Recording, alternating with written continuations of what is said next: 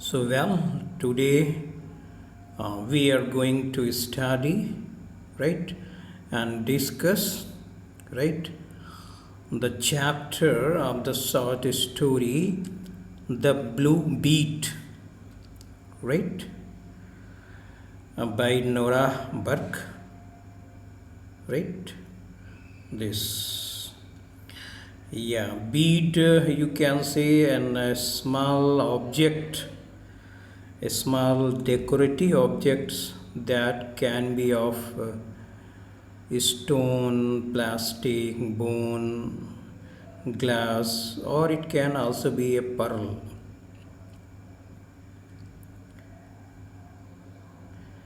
Right? So in this story, right, this is a bead, and you know that, we will, the protagonist of the chapter, right, and this is a crocodile in the story. The protagonist is Sebia. We will discuss later. Okay, but before that, today we should also go through the objectives for teaching learning of short stories, right. हम लोग short stories हमारे course में क्यों हैं, क्यों पढ़ते हैं, क्या इसके पर्पसेस हैं, क्या एम हैं, क्या ऑब्जेक्टिव हैं, उसकी बात करते हैं. तो to enrich learners vocabularies by introducing new words, right.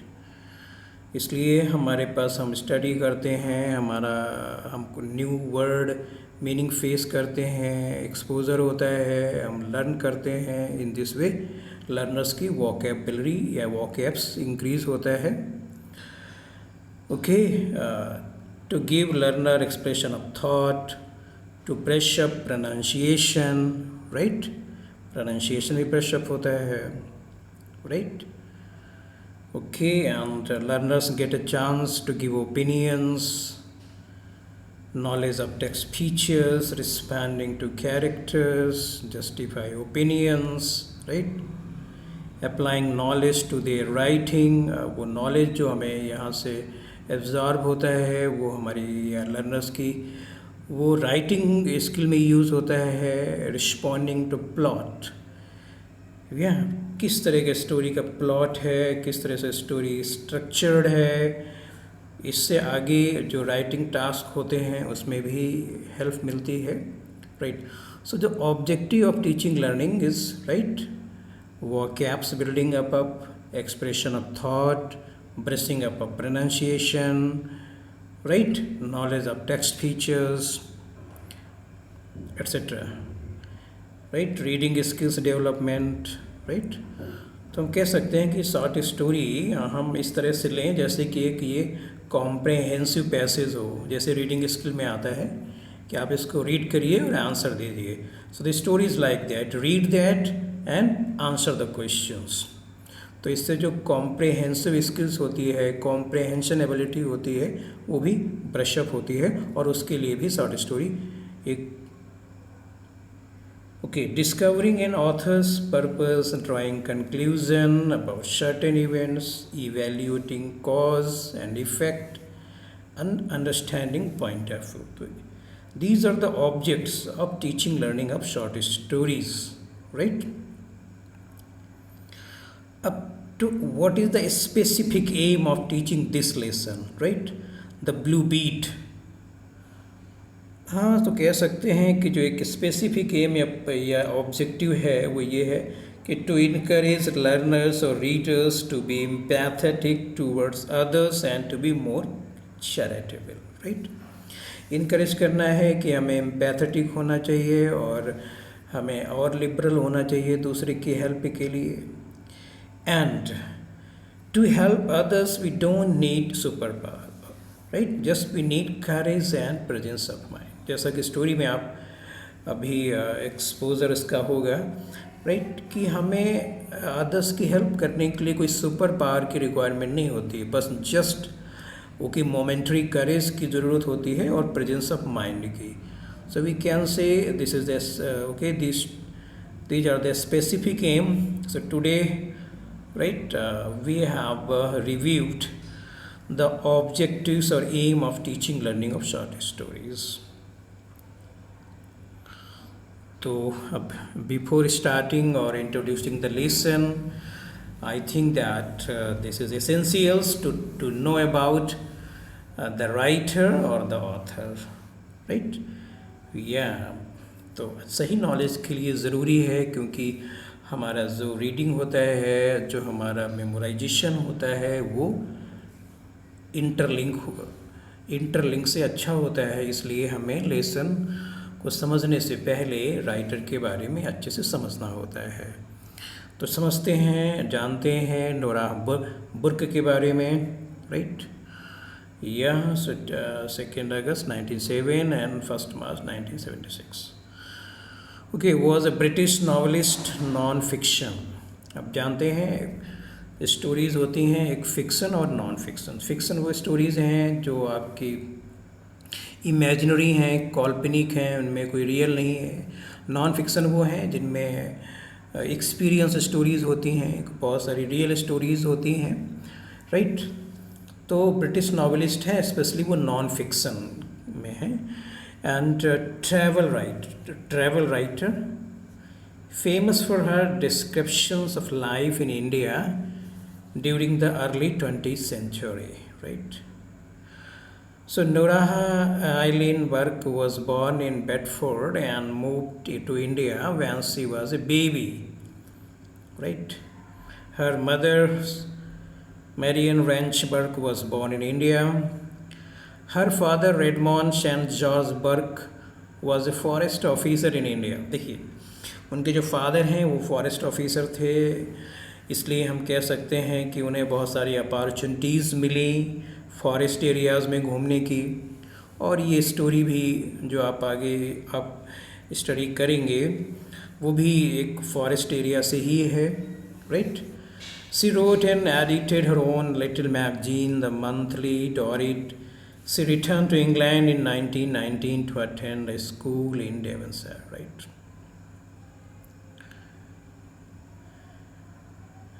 So Burke was also a travel writer, है ना? उनको खूब सारा ट्रैवलिंग की अपॉर्चुनिटीज़ मिली और उन्होंने ट्रैवल किया और लोगों से उनका एक्सपोज़र हुआ बहुत सारे न्यू लोगों से, न्यू पीपल से, न्यू एरिया से, और उसके बारे में उन्होंने लिखा भी। She collaborated with her father on a book about camp life in the Indian jungles, right? Jungle Days. She returned to the theme in her memoir Jungle Child, right? And in travel books Tiger Country and 11 Leopards, right? तो Nora Barq ने काफ़ी कुछ लिखा हुआ है forest से related areas के बारे में। तो अब I think that let me introduce the lesson, the chapter, the blue bead, right? Okay, the narrator is not a character in the story, right? आपने कई स्टोरी पढ़ी होंगी, उसमें जो नैरेटर होता है वो खुद भी एक कैरेक्टर होता है, बट इसमें ऐसा नहीं है। ये स्टोरी थर्ड पर्सन में है, right? They narrated in third person, he, she and they का यूज़ हुआ है इसमें। So a significant percentage of the world population live in extreme poverty, and children born in such families are often forced to work right from a young age in order to support their family. The Blue Bird by English novelist Nora Burke is about a poor and fearless 12-year-old girl whose only wish is to own a simple necklace made of beads, right? तो एक this is a warming up, आपको interlink करते हैं क्योंकि भाई एक आप जानते हैं कि एक सिग्निफिकेंट जो परसेंटेज है पॉपुलेशन का वो पॉवर्टी में है, राइट? और बहुत से चिल्ड्रन हैं इंडियन फैमिली में जो कि मजबूर हैं वर्क करने के लिए, अपनी फैमिली को सपोर्ट करने के लिए, जबकि वो बहुत छोटे होते हैं, राइट? तब उस समय वर्क करते हैं। तो जो आपकी द ब्लू बीड है, राइट, वो भी कुछ स्टोरी एक गर्ल के बारे में है, सीबिया के बारे में है जो 12 years old है, right. She belongs to highly poor family, right.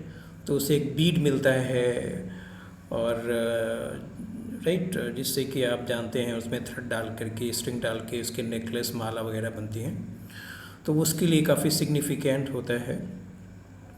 So Nora Alienberg was most famous for her style of description of life in India. During the early 20th century, the blue bead is based on the simple, innocent wish of Sibia, who is the main character of this story. तो जो story आप read करने जा रहे हैं उसके जो protagonist हैं, राइट, या कह सकते हैं मेन जो कैरेक्टर हैं वो है सीबिया, राइट. और जो एंटागोनिस्ट है वो कह सकते हैं पावर्टी है, जो प्रोटागोनिस्ट के अगेंस्ट होती है वो पावर्टी है, राइट. उसकी बात हम डिस्कशन करेंगे later. The story set up in a typical Indian village of the 20th century, and the description about the situation is on point, realistic, simple, and effective, right. The author takes a time to describe the surroundings where the story take place, right. Author ने बहुत सारा जो surrounding है उसका description दिया हुआ है, lively description दिया हुआ है, starting from the crocodile and river, right. Story तो सीबिया की है, उससे रिलेटेड है, बट जो स्टार्ट होती है वो क्रोकोडाइल से स्टार्ट होती है, रिवर से स्टार्ट होती है. The description builds an anticipation in the readers mind about what is gonna means what is going to be happen next, right. तो अब हम लोग आते हैं एग्जैक्ट जो आपकी टेक्स्ट बुक है, राइट, लाइन टू लाइन और you can say word to word explanation के लिए in English and Hindi, right. Because till now I have received a large number of requests to be explained in Hindi, that's why Hindi and English both are going on.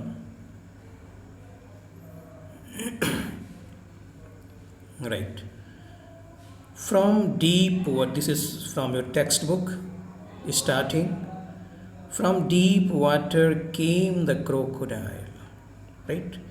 Means crocodile came out from deep water, गहरे पानी से आता है, right.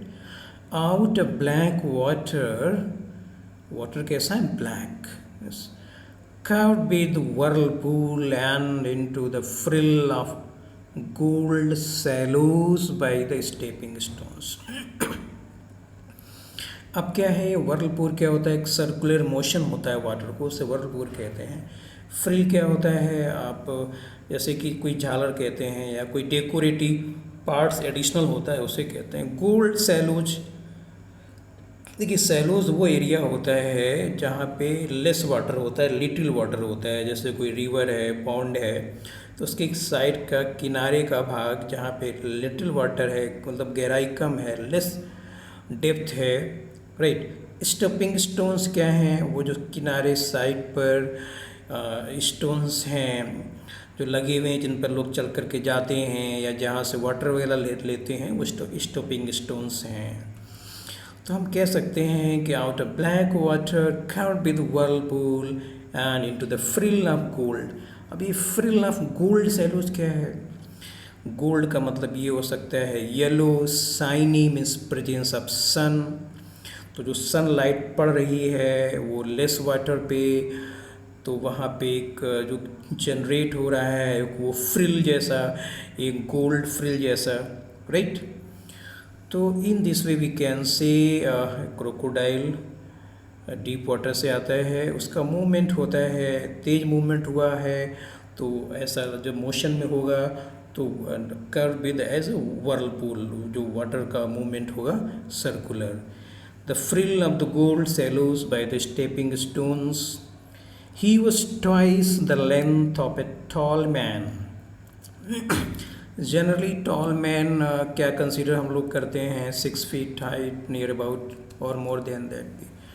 In this way you can say the length of the crocodile is nearly 12 feet or more than that, yet twice of the length of a tall man, and inside him, among the stones which he had swallowed to aid digestion, rolled a silver bracelet. मतलब क्या है कि उसके inside stomach में क्या है, stones हैं जो कि उसने खा लिए हैं अपने डाइजेशन को हेल्प करने के लिए, सपोर्ट करने के लिए। हाँ, ऐसा होता है कि अगर बहुत सारा आप एनिमल्स में होता है, जैसे डॉग या लायन वगैरह ग्रास खाते हैं, उसी तरीके से क्रोकोडाइल्स अपने डाइजेशन को बूस्ट करने के लिए प्रॉब्लम होने पर स्टोन भी खा जाते हैं। रोल्ड अ सिल्वर ब्रेसलेट, अब उसके स्टमक में क्या है, सिल्वर ब्रेसलेट है। इसका मतलब क्या है कि उसने कोई डेड बॉडी या किसी लिविंग ह्यूमन बीइंग को खाया होगा, उसको किल किया होगा। तो वो ब्रेसलेट का मतलब आप जानते हैं, एक ऐसा ऑर्नामेंट जो कि कलाई में या रिस्ट में पहनते हैं, राइट। Okay, next part.